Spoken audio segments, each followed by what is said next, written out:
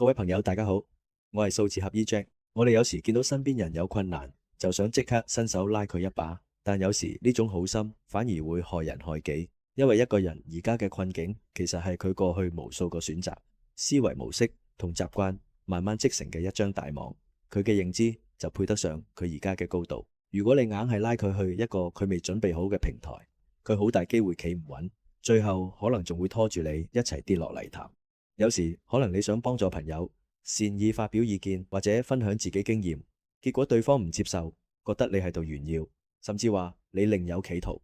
所以如果你覺得真係有需要，做好本分就夠啦，唔使強求，亦唔使勞氣。每個階層都有自己嘅生存邏輯同因果次序，強行打破呢個平衡，好多時只會打亂大家嘅能量場。